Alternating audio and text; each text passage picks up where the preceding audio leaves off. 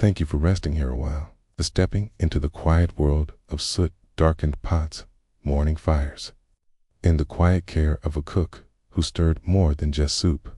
If your eyes feel heavier now, it's only the calm weight of time wrapping gently around you. May your night be as steady and comforting as the rhythm of a spoon on iron, soft and unhurried. If you'd like to hear more stories like this, you're warmly welcome to subscribe, Winley.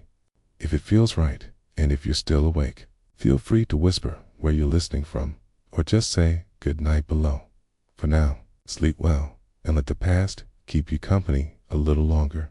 Before we begin, take a deep breath and let the noise of the day slowly fade. Unclench your jaw, soften your eyes, and let the weight of modern life melt away. Tonight, we're not chasing action or drama. We're wandering into the forgotten corridors of boring history, where medieval echoes linger and dark tales unfold like fading ink on parchment. Welcome to Midnight Sleepless, a resting place for tired minds, where the Middle Ages, ancient empires, and strange, dark history stories drift by like soft clouds. Here, knights, castles, and quiet empires return, not with a roar, but with a whisper. Let me know in the comments, where in the world are you listening from, and what time is it there? And if you enjoyed these slow, sleepy journeys through medieval times, boring facts, and forgotten worlds, a gentle tap on the subscribe button helps keep this calm storytelling alive. Now, let the story begin. Frost arrives long before the sun.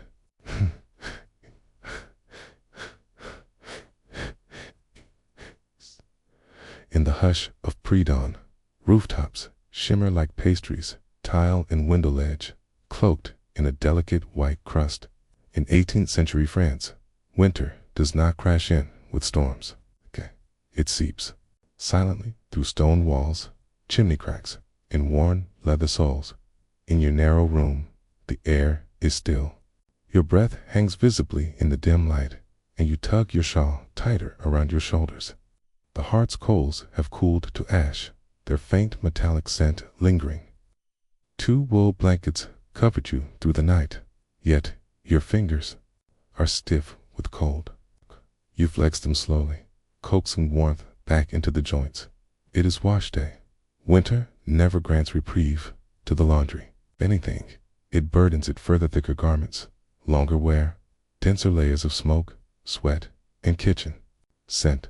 Even as the ground freezes and water turns solid in buckets, the washing must go on. You roll up the linen sack at your bed's foot, stiff with frost. Inside lie the clothes of 2 households, a modest merchant family and a widowed schoolmistress. The garments are heavy with wars soot-streaked sleeves, collars stiff with grime, stockings rigid at the ankles. You wrap delicate items in a worn cloth to protect them from coarse wool. Outside, the streets crunch underfoot. Coal smoke hangs in the air, tinged with the sweetness of roasted chestnuts from a vendor down the lane. The cobblestones are slick. Your shoes resold last autumn begin to leak at the toes. The lavoir is unchanged in structure, wooden roof stretched over the river, but its winter presence is subdued. The women arrive in silence, bundled in heavy coats and scarves, mittens with cut-off fingertips. Laughter is softer here, songs fewer.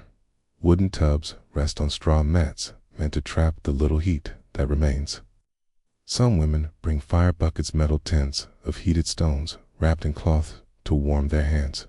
The river no longer flows freely. Ice crusts the edges. Only the swift center remains clear. You greet the others with nods. No one speaks much in the first hour. The cold presses like a second skin. Breath curls visibly in the air, and speech feels extravagant. You unpack your tools, a cake of soap hardened like stone, a brush with soft bristles, a paddle worn smooth, and a small tin of warm broth. You begin with woolen stockings, soaking them in a faintly steaming basin, heated by a shared kettle set over a communal flame. The scent of boiling cloth rises musty, familiar. The water's warmth fades quickly in the open air. Tews, your hands, redden immediately, but you keep them moving, rubbing them together, dipping them near the coals, never still. The soap resists lathering in the cold, so you scrub harder. Movements slow but steady. Rhythm matters more than speed. Steam from the basins mingles with chimney smoke, creating a soft haze. A dog barks in the distance. A woman mutters a prayer as she wrings a scarf. Another curses quietly when her bucket freezes to the planks. You remember your first winter here? How your fingers cracked and bled, how your shawl froze stiff over a railing. But you also remember the shared warmth, a crust of bread passed hand to hand, quiet songs hummed for comfort, and women working side by side without needing to speak the hardship aloud. Marie arrives with her usual iron stove and coarse soap. She nods and smiles, her cheeks wind-burned. Her kettle goes on immediately, and the scent of lye pricks your nose sharp, clean. She offers space by her stove, and you accept. The heat on your knees is overwhelming at first, but it soon becomes bearable. Welcome, you wash steadily a baby's bonnet, trousers with a ripped seam, a walnut-dyed underdress. Each item receives its care, even as your hands grow clumsy with cold. Winter punishes carelessness. Snow begins to fall fine, dry like sifted flour.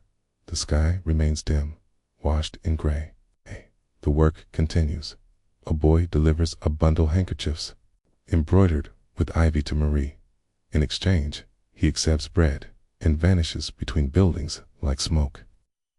Around you, a rhythm plays out. Garments slap against boards, buckets creak, steam hisses into cold air. You rub lard into your cracked palms, a trick from an elder now too frail to return, and the scent lingers like old pastry. Marie hums a Breton tune, low and steady. Better to hum than curse, she murmurs. The soap listens. You smile. Sayings like these aren't superstitions. They're practice. Ritual. The rhythm that steadies both mind and body. Girls new to the work splash clumsily, while older women move like clockwork, sure, slow, precise. A young girl tears lace from a blouse. An elder shows her how to fold it, offers a needle and horsehair thread. No scolding, only guidance. Each fabric demands its own technique. Slinny, flannel, wool handled by feel. You know when to scrub and when to soak. The paddle's grooves have softened from use, and you follow their arc without thinking. As noon approaches, the crowd thins. You finish the last blouse slowly, not from weariness, but reverence. There's comfort in the final rinse, even as the water nears freezing. You wring the blouse, no sound, only a soft twist and gentle drip, and fold it atop your sack. Around you, tubs empty. Steam drifts lazily. Marie smiles, still humming, and offers one last nod before turning to her stove. You lift your sack onto your back, heavy, damp, but well packed. Winter, you realize, has become part of your practice. It has taught you patience, quiet, and the subtle beauty of labor done with care. Snow falls steadily now. It gathers on rafters and cloth, settles softly on planks. It is not weather. It is silence made visible. The city has changed in your absence, quieter. Slower, market voices fade. Chimneys breathe smoke into the overcast sky. You pass a bakery, its windows fogged. A boy molds dough while a woman brushes loaves with egg. The scent of bread lingers, and you carry it with you. Your home is small, but yours. A straw mattress, a shelf of herbs and linens, a hearth with weak firelight. You hang the garments, carefully, lighter items first. Again, the heavier ones, turning them slowly to catch the heat. You eat potato soup with leek and a slice of yesterday's bread. The warmth settles deep. Then you mend. The torn hem waits patiently. You sew by firelight, stitch by stitch, fingers moving from memory. As the thread draws closed, your thoughts return not to grandeur, but to small moments, the rising steam, pine smoke in the air, the girl with blue fingers, the soap sliding like cream over embroidered cloth. These moments will not be remembered in history, but they are yours. You blow out the candle. The fire flickers faintly. Connie, you pull your shawl close, sleeves still scented with soap. Outside, snow. Hushes the world. Paris exhales slowly beneath a white cover. And you, washerwoman, leave your mark not in books or stone, but in collar and cuff, in the quiet persistence of your hands, in the rhythm of labor that warms a cold world. Paris, winter of 1767. The morning broke with a sky of ash. Low and gray above the rooftops of the left bank, the Seine moved slow and silent under the Pont Neuf, a dull mirror to the smoke curling from the chimneys of bakeries and taverns. Long before the city awoke, before carriages rattled over cobblestones or the first bells rang from Notre Dame, she was already at work. Her name was Genevieve. In her 40th winter, the lines on her face told the story of water and wind, of sorrow and stubbornness. She lived in a single room, tucked behind a wine shop in Rue de la Harpe. Each morning, before the sun dared to touch the cathedral's spires, she pulled on her heavy woolen skirt, wrapped her hands in coarse mittens with the fingers cut out, and trudged toward the river. A bundle of laundry slung over her back, a wooden tub balanced on her hip, and the smell of ash soap clung to her skin like memory dot by the Seine. Washerwomen had already begun their silent ritual. Wooden platforms called bateaux laveurs were moored to the bank. These floating washhouses rocked gently on the water, protected from the worst of the current, but open to the wind. Inside, the air was dense with steam and smoke. The constant slapping of wet linen against the washing benches, and the quiet grunt of effort. Cold braziers warmed buckets of river water, and soap made of tallow and lye harsh but effective cut. Through the filth of the city's clothes, Genevieve took her place among the others, without a word. There was no need for speech at that hour. Each woman knew her task, her rhythm, her grief. She unfolded the first shirt-fine linen, stained yellow under the arms, smelling of perfume and sweat, likely a banker's. She dunked it in the steaming water, scrubbed with a brush of stiff hog bristle, and slapped it hard against the stone slab, again and again. The sound was like a heartbeat echoing in the wooden chamber as her fingers worked the fabric.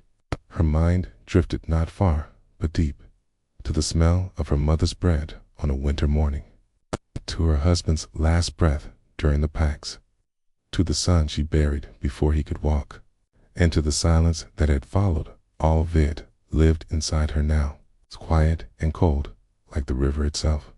But there was also purpose. She was known for her thoroughness. She could clean a blood-stained apron without leaving a trace. She had once removed ink from a magistrate's robe and was paid double for the miracle. Nobles and bakers alike trusted her with their linens. And so, each morning, she returned to the river. Outside, a pale sun broke through the clouds, gilding the rooftops in a weak gold. The cold bit harder now as the wind swept off the water. But inside the lavore, the warmth of exertion kept the women moving. "'Tis colder than the devil's table," said Elise, a younger washerwoman next to her, wiping her nose on her sleeve. Genevieve grunted. "Colder's coming. February will eat the skin off your bones." Elise shivered. "Aren't you ever afraid of falling in?" "The river takes 2 or 3 every winter. I don't fall," Genevieve said simply. But she had. Once, years ago, when a nail in the plank had given way, she had slipped in, lungs seizing in the freezing current, petticoats dragging her down. It was old Marianne who had yanked her out by the braid. Marianne was long dead now, her place in the lavore taken by younger hands and louder voices. At midday, they broke for bread. Genevieve took a piece from her apron pocket and rye, crusted with salt and chewed slowly. her eyes on the Notre Dame towers, rising through the mist. In summer, the river teemed with barges and laughter, but now it was mostly empty. A mirror to the barren trees and gray sky. She thought of the girl she had seen the night before in the alley behind the wine shop, barefoot, shaking, her dress little more than rags. Eris had no pity in winter. Genevieve had given her the heel of bread and her old shawl. She said nothing, just handed them over and turned back inside. Pity was not something you spoke of, it was simply done. Back in the lavoir, a pile of sheets waited for her. Day came from a nearby hospital, thick with the stink of illness and vinegar. She tied a cloth over her nose and worked them without flinching. Scrubbing death from cloth took a certain kind of woman, one who had already seen too much of it. By late afternoon, the air inside the floating platform grew humid and heavy. The fire burned low. Steam clung to the windows and rivulets, and the floor grew slick. Genevieve's fingers were cracked and red, nails blackened from soot and soap. Still, she worked until the pile was done.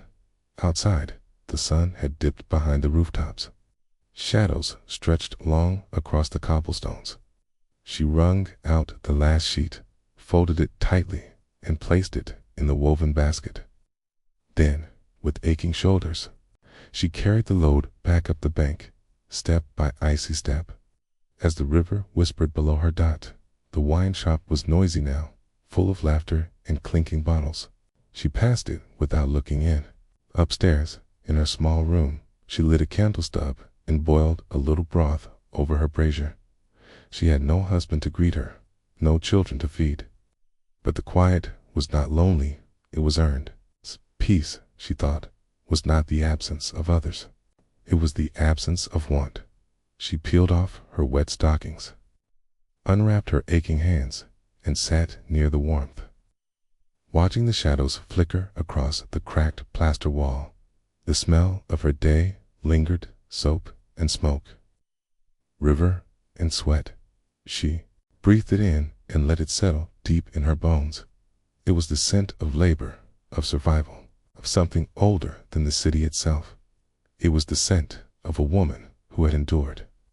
The frost came early that year. By late October, the ground was already stiff beneath brittle blades of grass, and each morning, the panes of the small laundry hut bloomed with ice flowers. The old river, her only source of water, no longer whispered but groaned beneath the skin of forming ice. Yet the linen could not wait for spring. Marta, the washerwoman, rose before the sun. She lived in a servant's quarter behind a manor estate, crooked stone dwelling with a slanted roof and walls blackened by decades of wood smoke. The hearth barely held embers, but she had grown used to waking in the cold. She always said, the body adjusts where the mind resigns. Her joints ached before she even touched the wooden tub, and the crack of her knees, as she bent over, was as familiar to her as the call of the crows. She wrapped her woolen shawl tighter around her shoulders and poured a kettle of boiled water into the large, scarred tub. Steam hissed into the room like a ghost and vanished almost as soon as it appeared. The hot water was not for washing, just to take the edge off. The rest came from the river, hauled by the bucketful, icy and sharp. She walked the quarter-mile trail to the bank, iron hook in hand, to break the crust of ice and scoop up what she could carry. Back in the hut, the work began. She started with the manor's table, linen's dozens of napkins stained with wine, gravy, and the careless indulgence of the wealthy. Then came the bedding, some soiled, others merely heavy with the scent of sleep and sweat.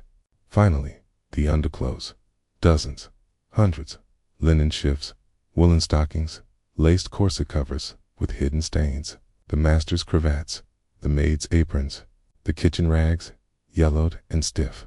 Marta worked with lye soap. She made herself ash from the hearth mixed with rainwater and animal fat, stung her skin, but stripped the worst of the grime.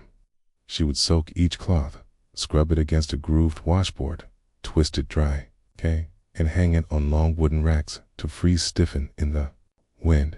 By midday, the linens stood like ghosts, frozen in gesture, mid-sway. At night, she brought them in, thawed them by the fire, and repeated the process until the stiffness was gone. She worked in silence. The rhythm of scrubbing filled the room. Like a heartbeat, slap, scrub, rinse, twist, hang.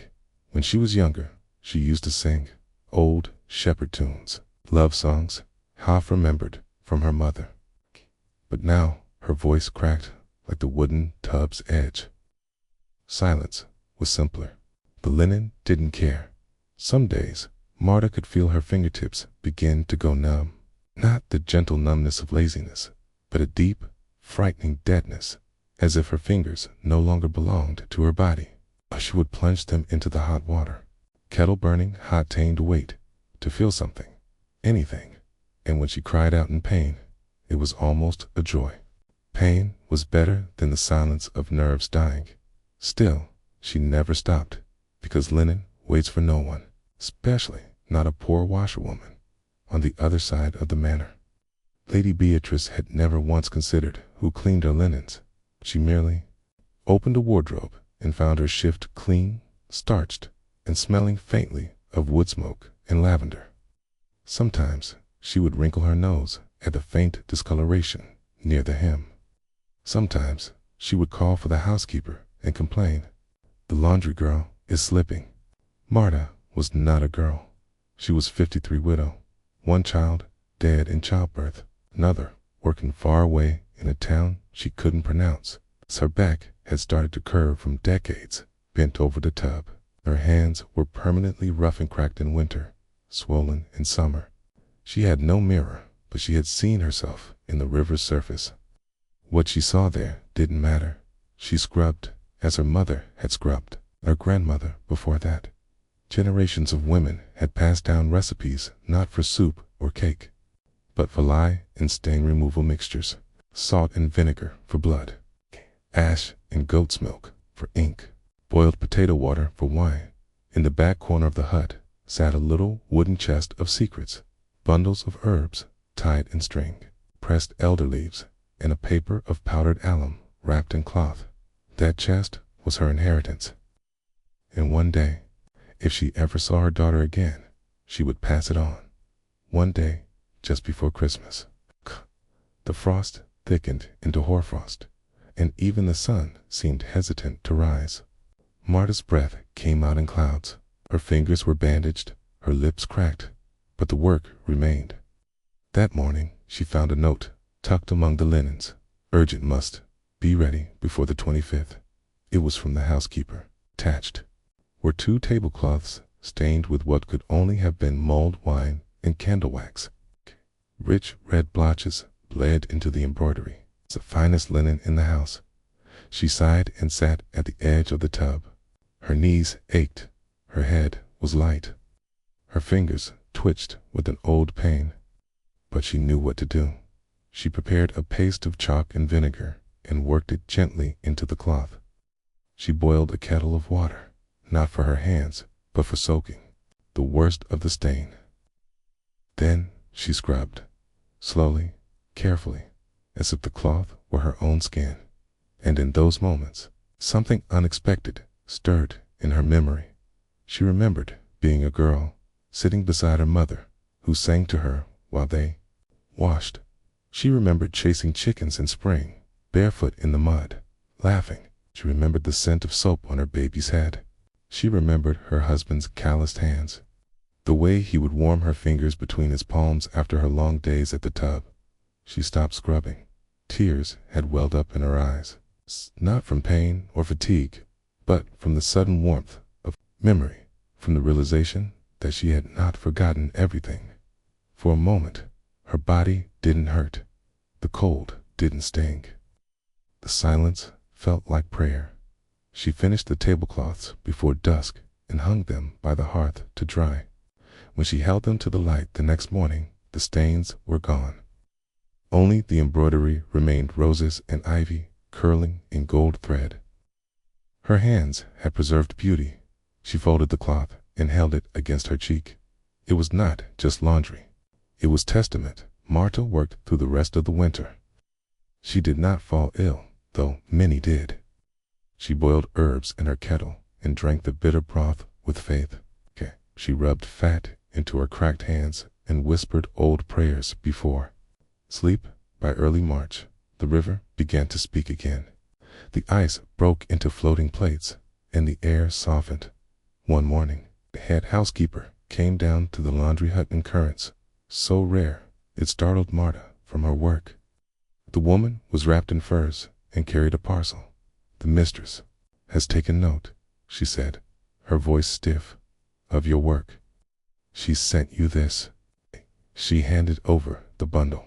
Inside was a pair of woolen gloves, newly stitched, lined with rabbit fur. Marta held them as though they were made of glass. Gloves. Real gloves. She had not owned a pair in 20 years. No words came to her. Just a nod. The housekeeper left as quickly as she came. Later, when no one was looking, Marta slid her hands into the gloves. Warmth, softness. She wept not because of the gift, but because her hands had not been so comforted in decades. She looked at the tub, at the soap, at the stained garments waiting their turn. She knew she would never stop, but now she had something more than pain.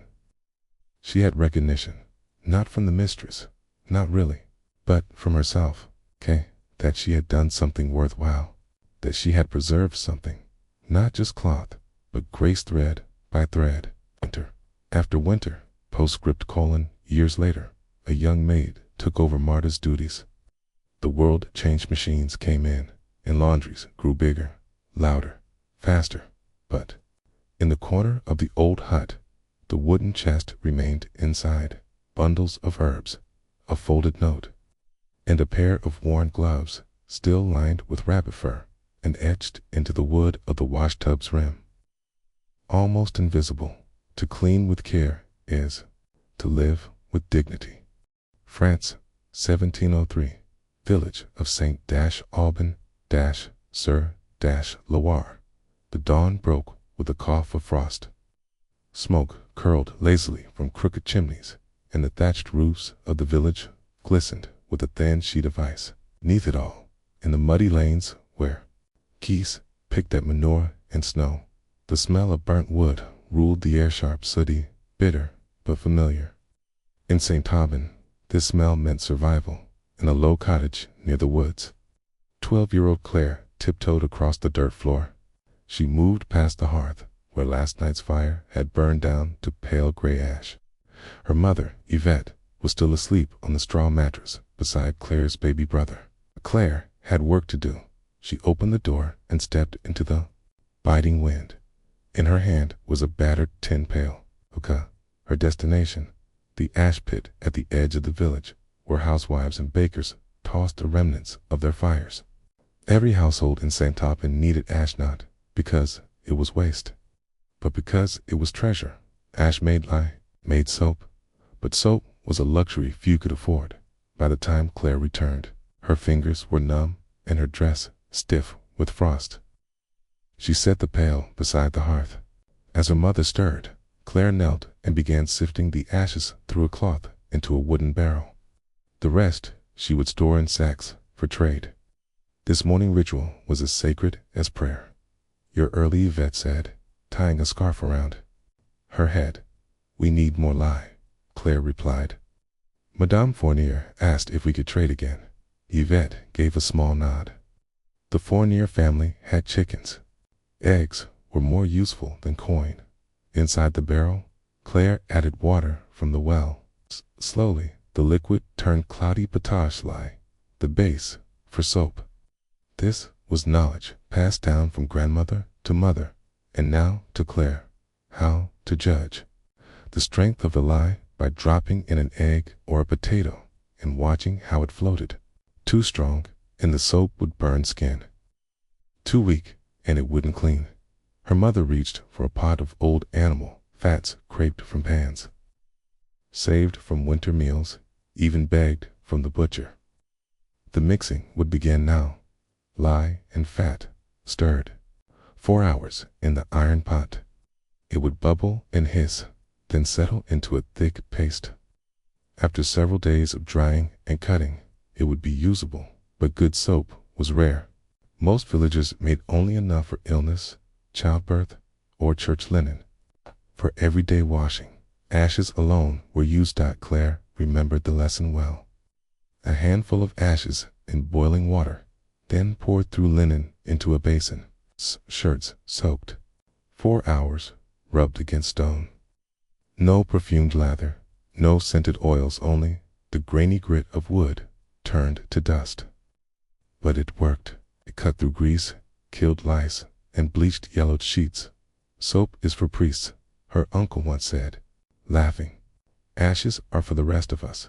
But to Claire and her mother, ashes were better than gold. Not just for soap, but for barter. For whitening wool, for fertilizing fields, even for cleaning wooden floors. Every family in Santa Ben depended on them, and Claire had become the best collector in the village. By midday, she had already visited the baker's oven, gathered cooled ash from the blacksmith's forge, and made stops at the houses of 2 widows too frail to carry buckets themselves. In exchange, they gave her bread crusts, buttons, and once single copper coin, her first dot, as she passed through the village square. She saw Madame Fournier, waving. "You've brought ash, little Claire?" "Yes, Madame. Fine gray, from cherry wood and elm." The older woman sniffed the cloth bundle Claire held out, pinched the ash between 2 fingers, and nodded approvingly. "It's clean. No cinders. I'll give you 2 eggs and a strip of cloth." Claire smiled. "Merci." As she left, she overheard a gentleman from Paris visiting the magistrate complain of the smell. "These peasants smell of smoke," he said, brushing ash from his coat. Claire turned her head, but didn't stop. He had powdered hair and silk shoes. She wondered if he knew that even his laundress in the city used ashes to clean his lace cuffs. Back at home, the fire was roaring again. Yvette stirred the soap mixture as sweat dotted her brow. "Smells strong today," she muttered. Claire leaned in. The scent was sharp, earthy, and strangely clean smoke mixed with something bitter and metallic. Not pleasant, but not foul either. This was the smell of labor. She took over stirring so her mother could rest. "Tell me again," Claire said as she worked. "Why don't we just buy soap from the market?" Her mother chuckled. "'Cause soap costs silver, and we don't have silver." "But why does it cost so much?" "It's only fat and ash." Yvette wiped her hands on her apron. "'Cause rich folks want it white and soft and scented. They buy Marseille soap with olive oil and lavender, stamped with crests. Ours is brown and smells like the hearth. But ours works just as well, better maybe." Claire grinned. "Then we should sell it." Her mother looked at her for a long moment. "Maybe one day, but never forget, girl ashes are never just dirt. They're proof something burned and something was saved." The days passed, cold and quick. February snow fell heavy, and many fires burned longer than usual. That meant more ash. Claire's sacks filled faster. One night, she was called to the priest's house. His cook had died, and no one else knew how to clean the chapel linens. She brought a full sack of fine ash, and used the lye she had prepared days before. She worked by candlelight in the cold stone room, scrubbing robes and napkins. The priest watched her in silence for a while before speaking. "You have your mother's hands," he said. Claire paused. "You knew her when she was young." "Blessed her marriage," he said. She was proud even then. Proud of her soap. Claire didn't speak. She only wrung the cloth and moved to the next stain. When she was done, the priest handed her a pouch. Inside were 2 coins and a piece of beeswax. "It's to help your fire," he said. On the way home, Claire looked at the stars and thought of the city. She had never been, but she imagined what it must be like. Wide boulevards, perfumed women, shopkeepers selling imported soap in glass jars. Did they know the smell of wood smoke? Did they know what ashes could do? Spring came late that year. The river swelled with meltwater. The fires grew smaller, and ash became scarce. But Claire had stored enough to last, and then something strange happened. A traveler from the city, a soap merchant, arrived in St. Taubin, specifically from hardwood beech, oak, and elm. He wanted to buy sacks, 10, if they had them. Claire's mother met him with caution. Why do you need our ash to make white soap for Paris? The best soap starts with the cleanest lye. The best lye comes from the cleanest ash. Claire stepped forward. We have sacks. All hardwood. We can give you samples. The merchant smiled. If they're good, I'll pay 5 sous a sack. 5 sous. Enough to buy cheese, flour, or even books.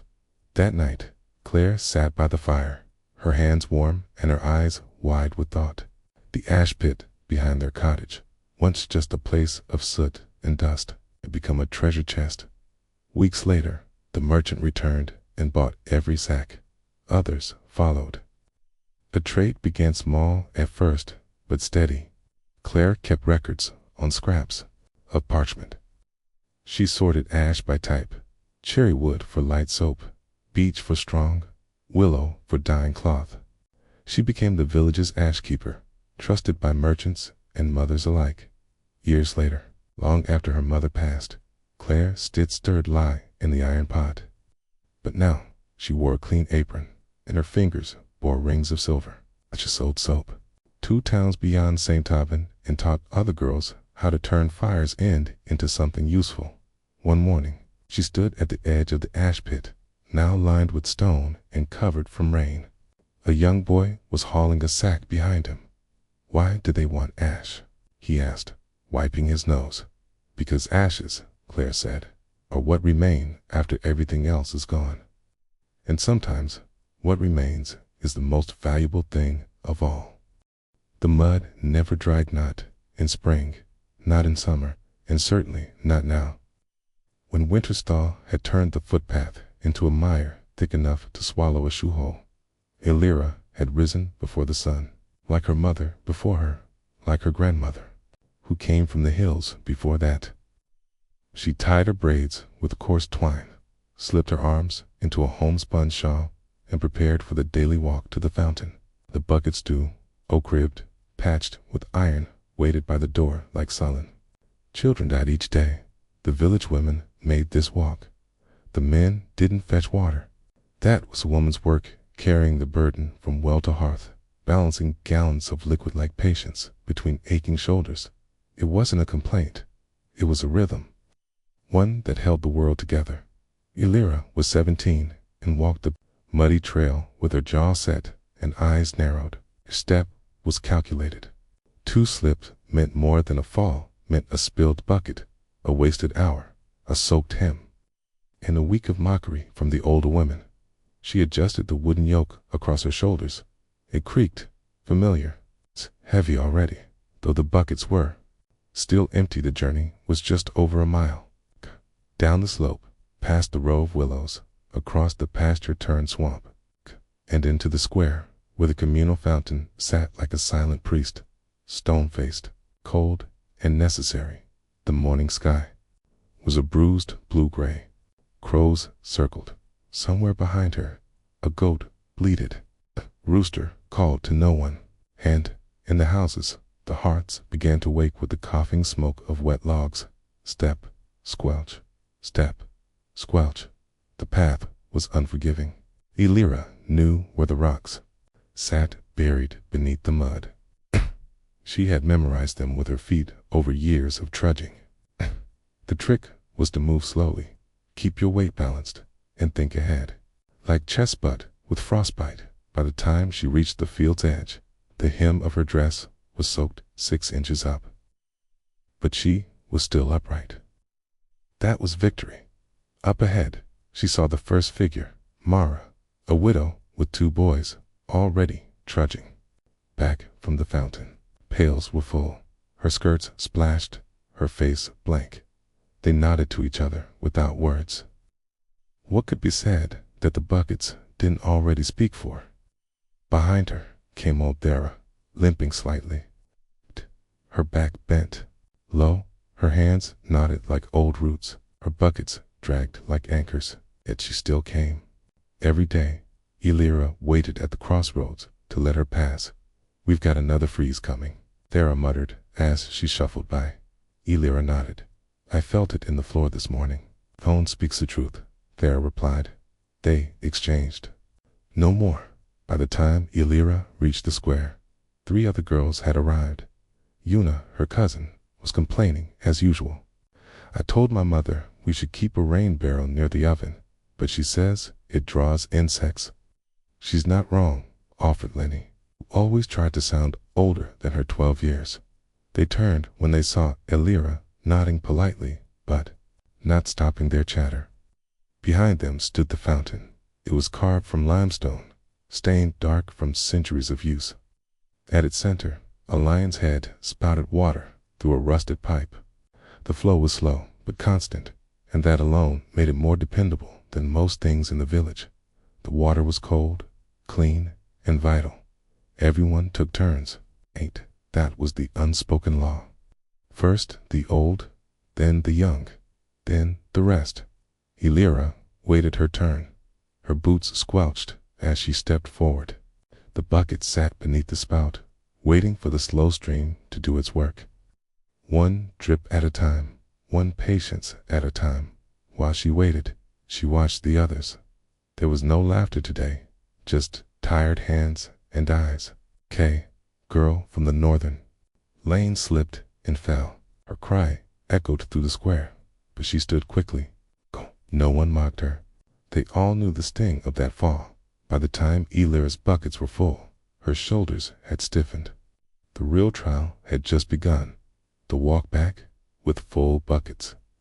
Through the same mud, she adjusted the yoke again, testing the weight. Her knees bent and her breath shortened. The sloshing of the water was a rhythm against her spine. One wrong step could tilt a bucket. A loss of balance meant not just spillage, but shame. She began to climb. The pasture was worse now. The morning frost had loosened. The sun, barely peeking through the clouds, had warmed the mud into a thick, clinging soup. Her boots sank an inch deeper than before. Her pace slowed, but she did not stop. Every few paces, she paused not from exhaustion, but to listen, to recalibrate, to find the solid ground again. The mud demanded attention. She passed the willows, their long arms hanging low and bare. The wind cut through her shawl. She shifted one bucket slightly forward to keep her balance. Then came the hill, not steep, but cruel. The incline turned the weight into something monstrous. Each step was a battle between body and gravity. The water rocked. Her yoke creaked. Her breath fogged the air. Halfway up, she stumbled. The right bucket tilted, splashing cold down her leg.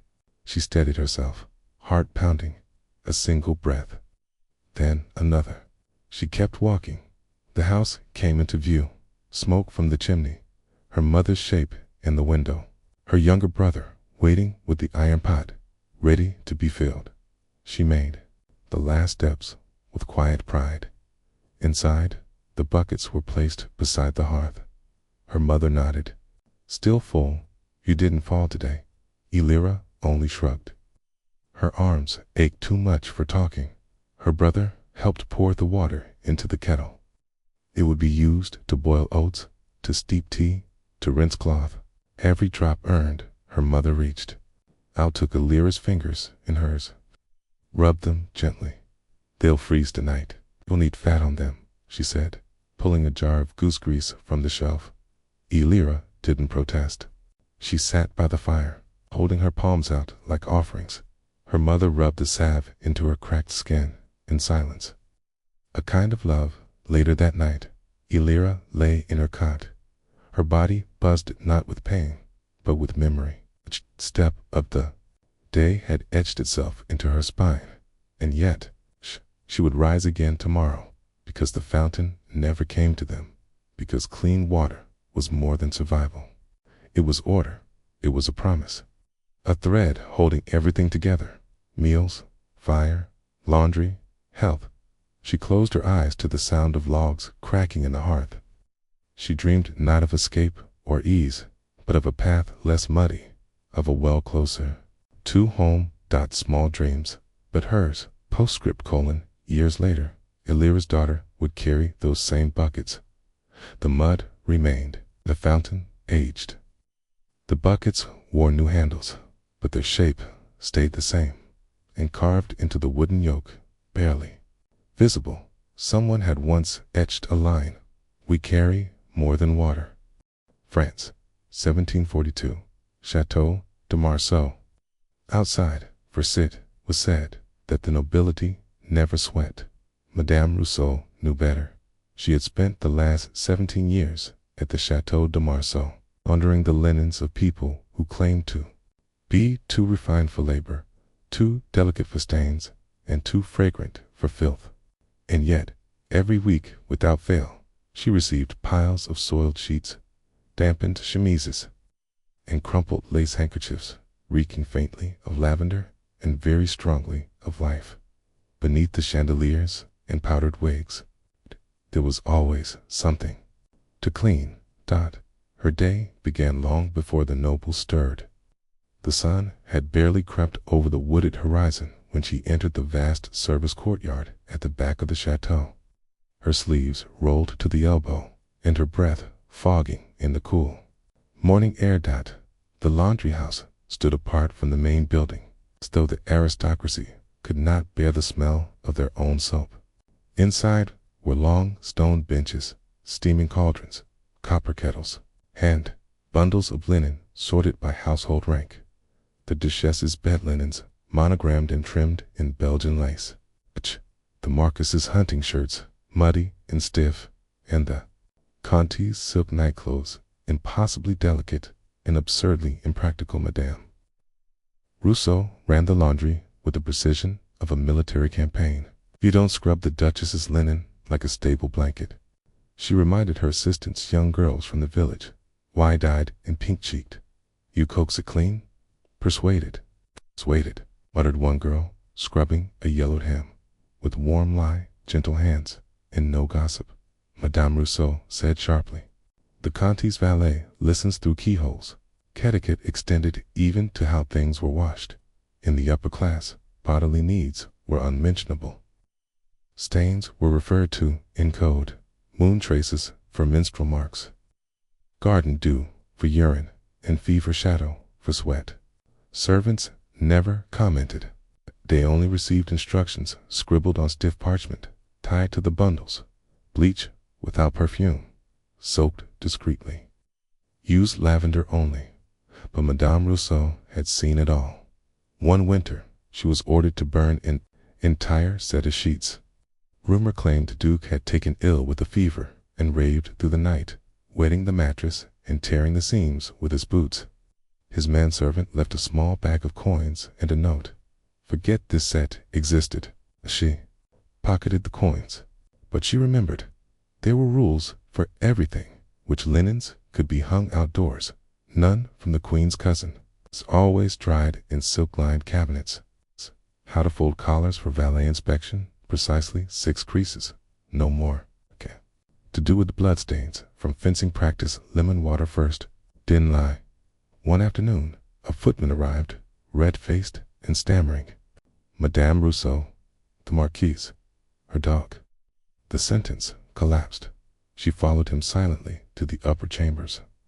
There, on the floor of the Marquise's dressing room, lay a puddle of shame in the form of a Pekingese accident. The servant handed her a rug embroidered with golden lilies. She did not sigh. She simply folded it carefully and returned to the laundry. By evening, her fingers ached from scrubbing. Her hands were always red and cracked, despite the lard she rubbed on them each night. Still, she took a kind of quiet pride in her work. The nobles might not know her name, but they trusted the touch of her hands more than they trusted their own kin. "Do you think they even know what soap is made of?" asked Isabel, one of the younger girls. "Certainly not," Madame Rousseau replied. "They'd faint if they knew it came from ashes and fat." "Hi, and they wear it like perfume," Isabel added, wrinkling her nose. Indeed, noble soap was perfumed, shaped into roses, and rarely used for washing. Real washing happened here in water, hot enough to boil off secrets, once a week. Madame Rousseau made her own soap the old-fashioned way. Hardwood ash for lye, saved tallow from kitchen, scraps and herbs from the chateau garden. She made two kinds, rough brown bars for the stable linens and smoother, mild cakes for noble underclothes. Cases had once complimented the clean fragrance of her undergarments.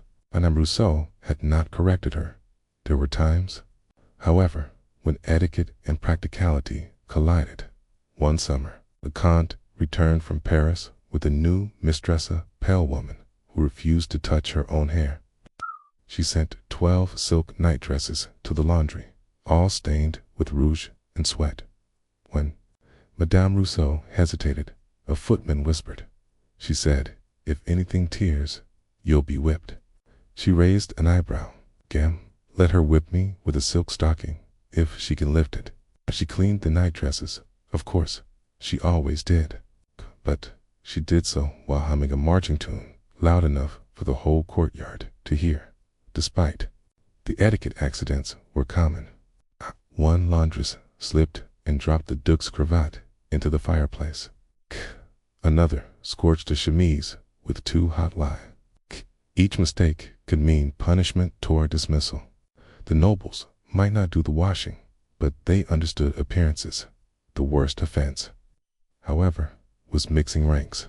Once, in her early years, Madame Rousseau had accidentally folded a valet's shirt into the marquise's linen stack. The uproar had lasted a week. The valet was dismissed. Madame Rousseau was fined half her wages. From then on, she kept every bundle tied with colored ribbon, purple for dukes, red for counts, blue for minor nobility. It was not just laundry, it was hierarchy made tangible. On Sundays, when the nobles were at mass and the chateau fell quiet, Madame Rousseau allowed herself a moment of rest. She would sit in the warm laundry house with a cup of weak tea, surrounded by the faint scent of soap and steam. Her assistants napped or embroidered, and for an hour there was no etiquette. Only women's breath and the soft creak of drying sheets. She often wondered about the nobles. Okay? Did they think their sheets stayed white on their own? Did they understand what it meant to kneel beside hot water, lifting damp linen until your spine ached and your fingers curled like leaves? Probably not, but they were ruled by appearance, and for that, Madame Rousseau was indispensable. One winter, as frost bit the windows and the snow dulled all noise, she received an unexpected request. The Duchess herself wanted to see her. She cleaned her apron, tied her hair, and entered the marble hallway that led to the noble chambers. The Duchess was seated before a mirror, pale and perfumed, her wig as white as the winter sky. "I've heard your work is beyond reproach," she said, without turning. "I do what I must, madame. I'm expecting guests from Vienna," she said. "My linens must be persuasive." "Yes, madame, and there's a small stain on my bedsheet, a mark. It was an accident." Madame Rousseau waited. "I want it gone, completely. You understand?" "I do." The Duchess turned. "Do you? Some things should leave no trace." Madame Rousseau curtsied and left with the sheet. It was silk, whispered thing. The mark was blood, not from illness, from childbirth, perhaps, or something else. She cleaned it by moonlight. Milk, lye, vinegar, then lavender, steam. 3 days later, it was returned, spotless. No words were exchanged. Only a small silver brooch left on her work table. In time, whispers of her skill spread beyond the chateau. Orders came from Paris, from opera houses, even from the queen's household. She trained other women, taught them the noble ways. Never comment. Okay, always fold with corners aligned. Hide the truth beneath the starch. She grew older, her hair thinned, her back curved like a handle. But she never stopped working. It was her rhythm, her faith.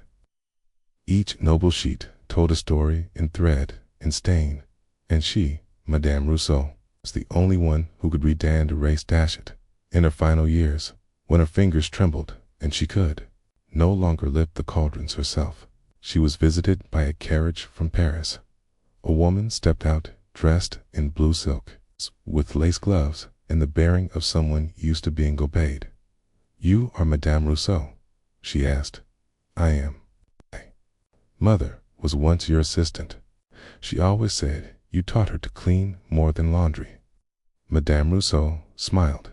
"And what have you come for?" "A favor," the woman said, holding out a bundle. "The Emperor's ambassador arrives next week. My reputation lies in these sheets." Madame Rousseau opened the bundle and inhaled sweat, perfume, and the faintest trace of shame. "Then, let's begin." It began with steam, the sharp scent of lye, Q, and the low murmur of women arriving at dawn. The village wash house was not large stone-walled, beamed, open to the elements in winter, stifling in summer, but it was the heartbeat of the town, pulsing with labor and the kind of talk that stitched lives together. It sat beside a shallow creek, its water drawn into troughs where linen and sweat met in equal measure. It was a place of soaked hands and wrung fabric, but also of songs and stories and silences that meant more than words ever could. Every Monday, Wednesday, and Friday, the women came. They came in woolen shawls and worn aprons, baskets balanced on hips, and children clinging to their skirts. Some came before the sun rose, lanterns bobbing through the mist. Others came late, breathless from morning chores.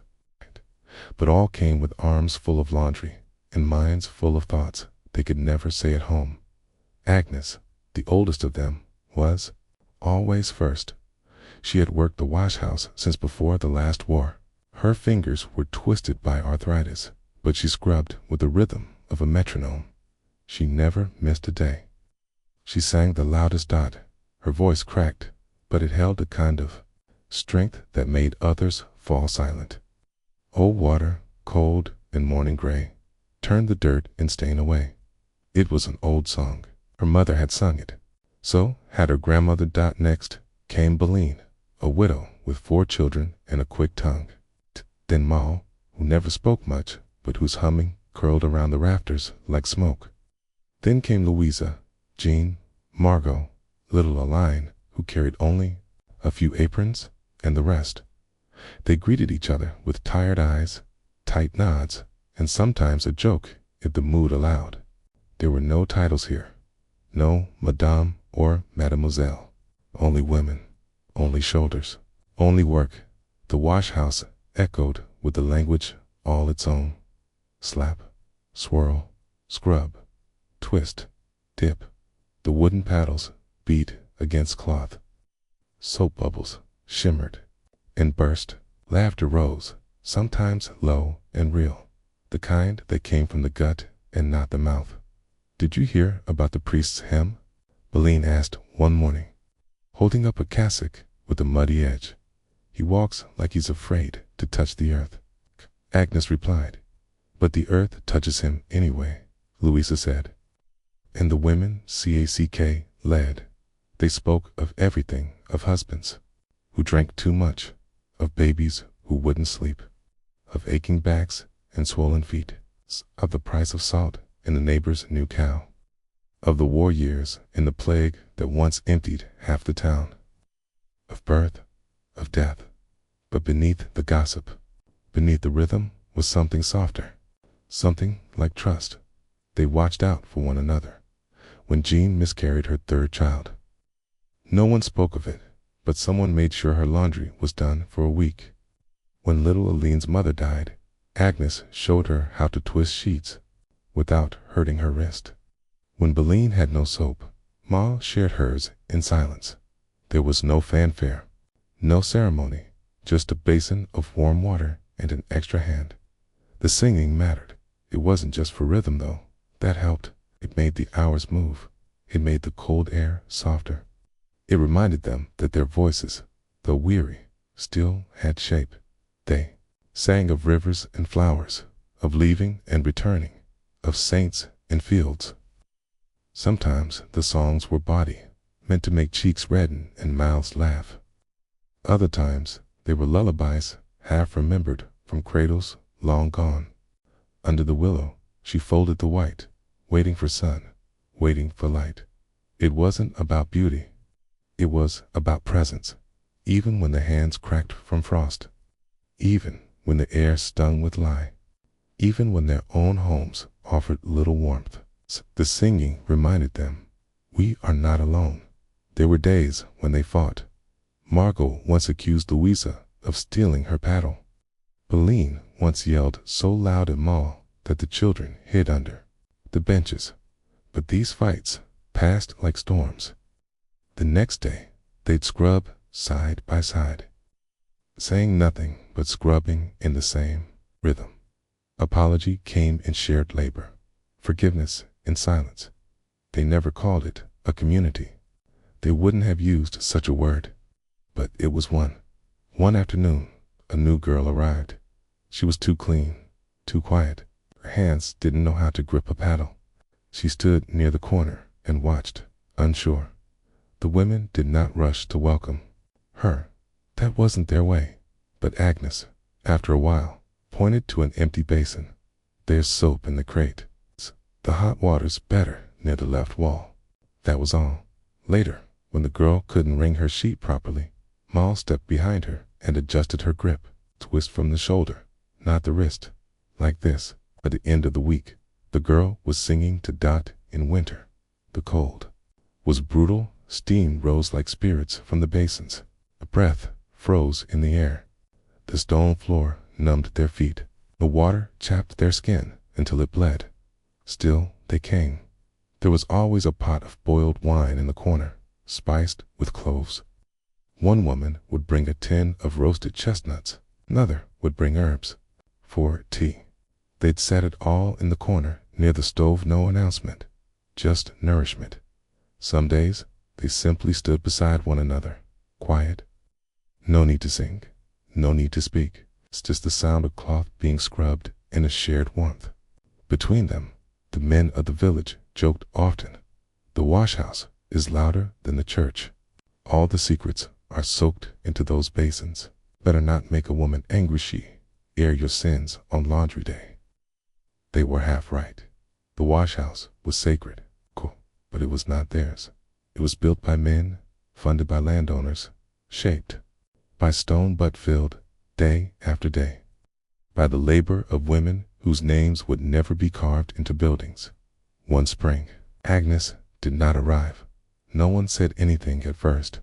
They assumed she was late. A teen, her knees were acting up, that she would appear any moment and bark at someone for folding wrongly. But she did. By the second week, they knew she was gone. On the third Friday, Ma brought a sprig of rosemary and placed it on Agnes's old bench. No one asked why. They all knew. That day, they sang one of her old songs. Rise with the sun. Water will wait. Cloth will remember. So will the gate. Their voices cracked.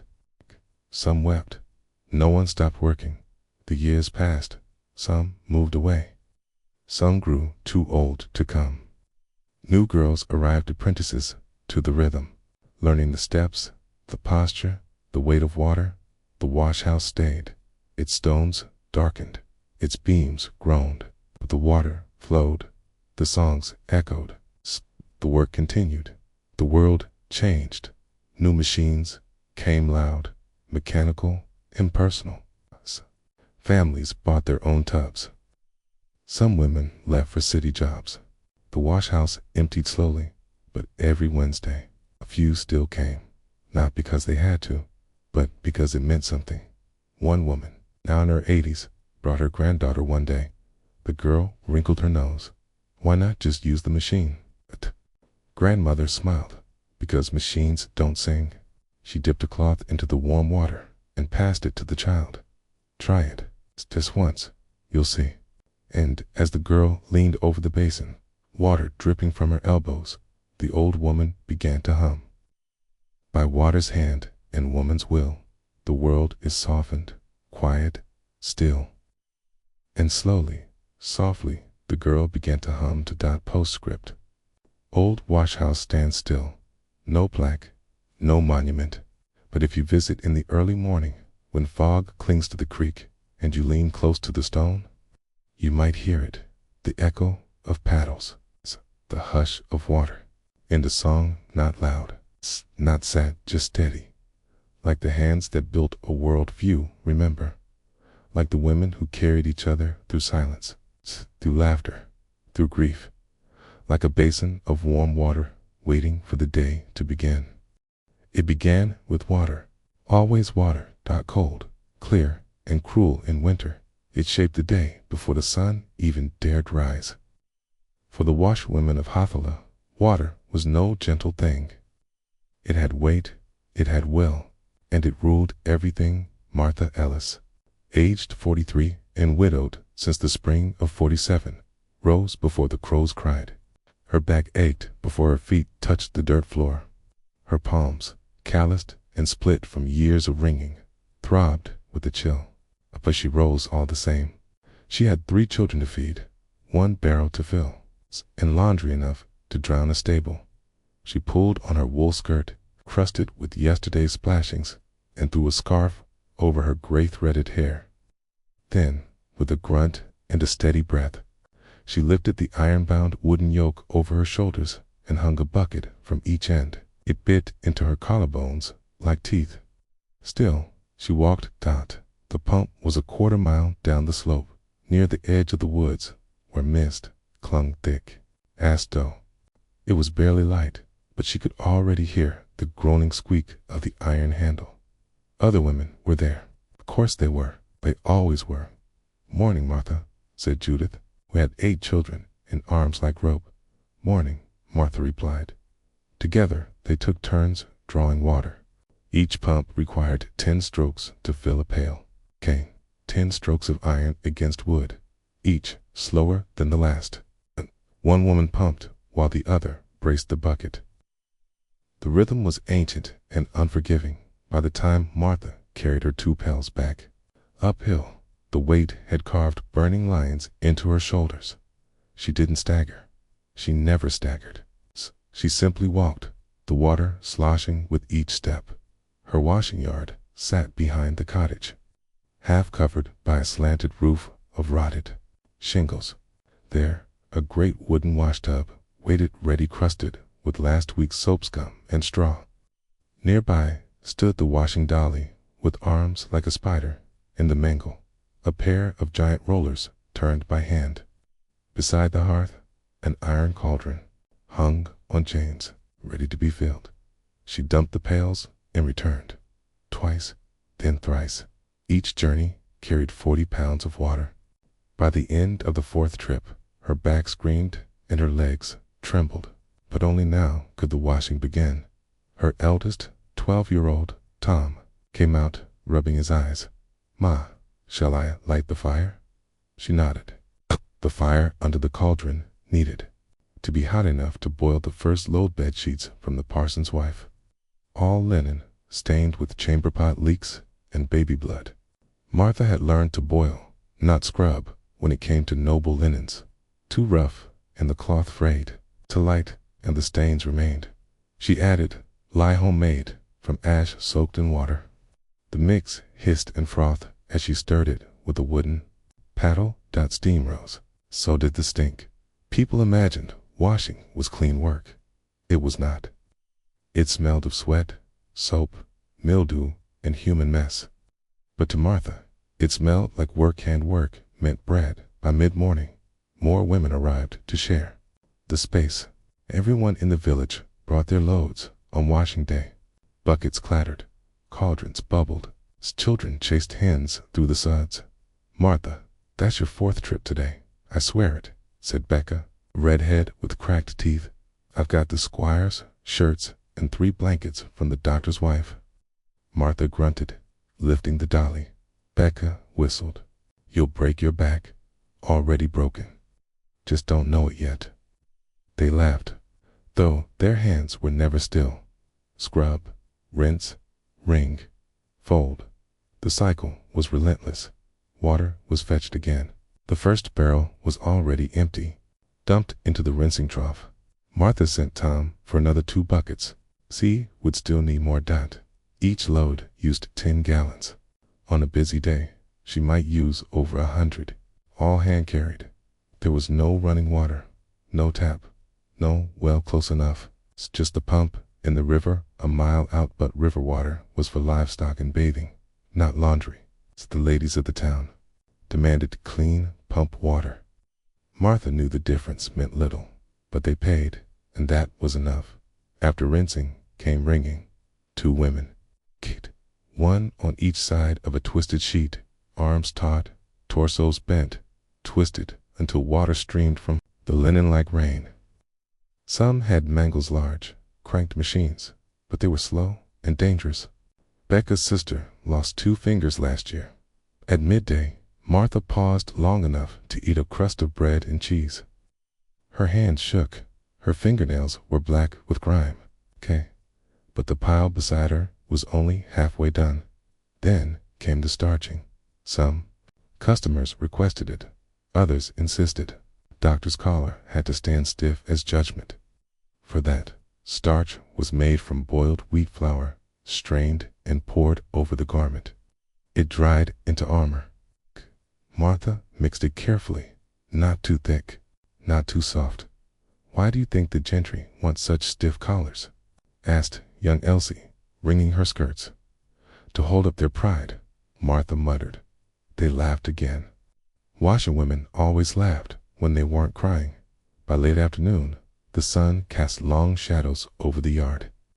The wind picked up, chilling, damp fabric and bare arms. But the final step remained. Drying.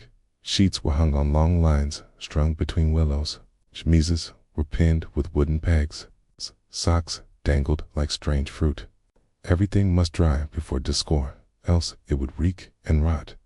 Martha rubbed her shoulders, swollen and sore. Her legs felt hollow. Her back throbbed. She kept moving, always moving. When the last pail was poured, she sat on an overturned bucket and exhaled. Her skin was pink from the lye. Her breath was cloudy. Her arms were shaking. Still, there was satisfaction, because tomorrow laundry would be returned folded, wrapped in linen, smelling faintly of smoke and lavender. And Martha would be paid a shilling for a noble's week of clothes, a halfpenny for a farmhand's shirt, a loaf of bread, a promise of soup. Not riches, but enough to keep the water coming. That night, as the wind rattled the shutters, Tom asked, Ma, will it always be this hard? Martha looked at her cracked hands, her swollen knuckles, the fading scar on her wrist from a boiling pot last spring. Yes, he said, without bitterness, but you'll be stronger for it. He nodded, and in the silence that followed, Martha thought not of pain, but of power, because while others dined, danced, or dreamed, she and women like her were doing the work that made all of it possible. Without water, nothing lived. Without washerwomen, nothing clean could last. Historical note: in the 1700s, washerwomen carried enormous physical burdens just to provide clean clothes. There was no plumbing. Every drop of water was fetched, hauled, and heated by hand. Each garment was scrubbed, wrung, and hung manually, often in brutal weather. They suffered broken backs, cracked skin, and a lifetime of exhaustion. Yet their labor kept households running, specially for the rich who never lifted a finger. These women were mostly anonymous, often illiterate, but essential. Their waterwork has been forgotten, but it built the world. The scent hit first sharp, earthy, and sour. It's a mixture of wood, ash, iron, and wet cloth. Not unpleasant, but unforgettable. It clung to your nose, to your hair, to your memory. It was the smell of labor, of tradition, of the ancient French. Lavora, communal laundry, where hands worked harder than words. And tools whispered stories of a time when linen was precious and nothing was ever truly clean without pain.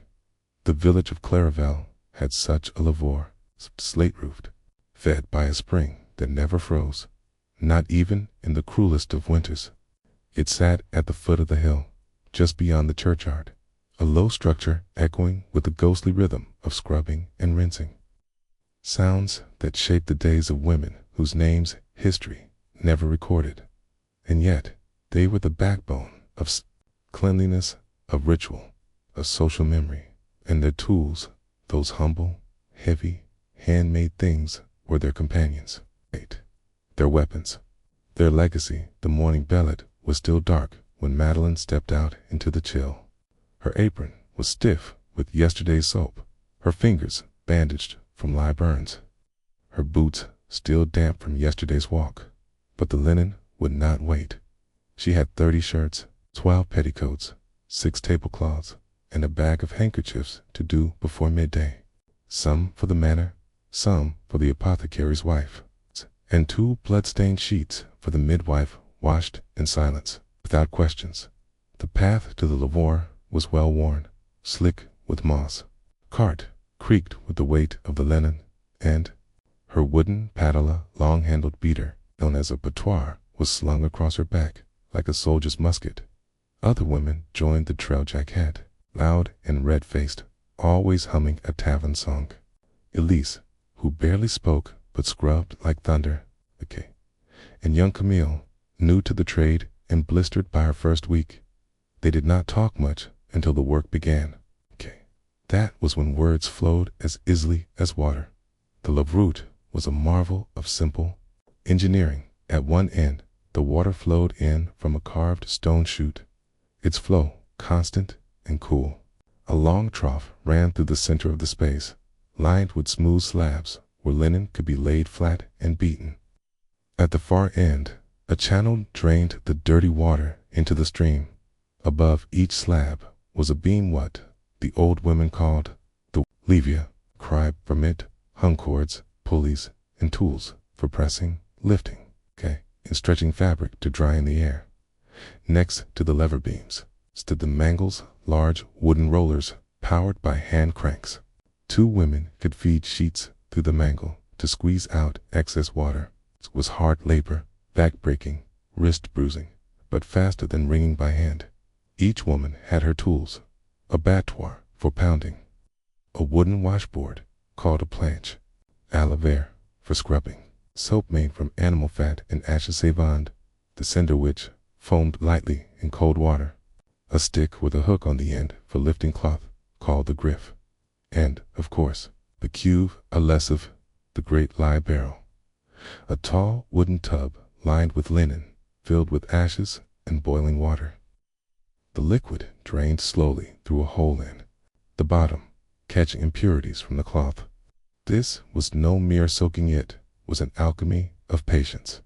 Linen steeped in this concoction for hours, then rinsed over and over to remove the caustic bite. Madeline tended her lye tub like a priestess. She knew its moods. It's too hot and the linen burned, too cool and the dirt held fast. She stirred it gently with a wooden spoon as long as her arm. The work, the rhythm, began. Slap, scrub, rinse, twist, pound, hang. The women fell into it as they had done it in a previous life, and perhaps they had. It was not merely mechanical. It was ancestral. Madeline laid out a chemise stained with yellow and wine. She took the batoir and raised it high, then brought it down with a wet thump. Once, twice, dozens of times. The impact forced water through the fibers, loosening grime, softening the threads. Camille, beside her, worked at a tablecloth too large for her arms. "You're folding it too tightly," Madeline said. "Let the water pass through, otherwise it traps the dirt." Camille adjusted. Her hands trembled from the cold.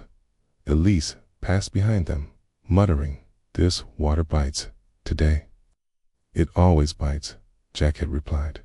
"That's how you know it's working." They laughed, briefly, and then returned to the music of movement. The tools they inherited. Each tool in the wash house had a story. Madeline's boutoir had belonged to her grandmother. The wood was dark from years of soap and sun, the handle polished smooth from generations of palms. The old grifter hookstick had a notch carved into its base. Legend said it was used during the siege of 1709 to lift corpses from the well, before the water ran clear again. Even the mangles had names. One was called La Grinches, the grumbler, 'cause it squeaked with every turn. There was reverence for these objects. They were not disposable, okay? They were not replaced unless broken beyond repair. A cracked boutoir could be bound with iron. A fraying washboard could be planed again. Even old soap remnants were boiled down and remolded. The tools outlasted many of their owners. The midday pause round noon. Steam rose from the stones like a ghost. Jacquette pulled a hunk of rye bread from her apron and broke it in half for Camille. Madeline poured hot chicory into tin mugs from a kettle she kept on the coals by the wall. They sat in silence, leaning against the stone basin, their skirts wet to the knee, their hair frizzed from the mist. "Do you think we'll be remembered?" Camille asked, softly. "No," Elise said, "but the linen will be, in the clean beds, and the children who sleep warm because their sheets are dry." "And that's enough," Madeline said. The science behind the ritualette wasn't magic. It's chemistry and physics cloaked in ritual. Wood ash was rich in potassium carbonate, which formed lye when mixed with water. Lye dissolved fats and oils, breaking down the grime trapped in fabric. Hot water opened the fibers, pounding forced penetration. The lever suspended fabric so gravity could stretch it taut and pure. Every action, every tool had its reason. Even the shape of the cuve, less tapered at the base, was designed to slow the drip and increase the soak time. But the women didn't need books to understand. They had knowledge passed through muscle and bone, through burns and blisters, through failure and trial. The sun set low by late afternoon. The piles had shifted. Damp linen was hung on cords or laid on hedges to bleach in the last of the sun. The lye barrel was covered and strapped tight. The mangles had gone still. Madeline wrung the last sheet and handed it to Camille. "Hang it well. Creases will catch mildew." Jacquette swept the floor with a bundle of twigs. Lise gathered her tools, wrapping them in an oilcloth. The lavoir emptied slowly, like a church after mass. They spoke little on the way home. Muscles ached, baskets dug into hips. But the smell followed them. Sour, smoky, clean, a scent born of centuries. The forgotten craft in time. The lavoirs fell into disuse. Piped water came. So did machines. Lye gave way to detergents. Wooden paddles were retired to museums, if they survived at all. But in villages like Clairvaux, the memory lingers. Stone walls stained with generations of soap.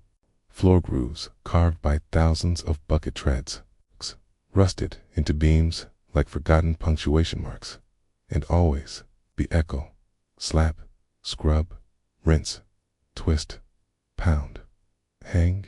The rhythm of women who labored not just to clean, but to preserve the dignity of others, silently, steadily, and with tools now lost to most hands, but remembered in the grain of the wood and the silence of the stone.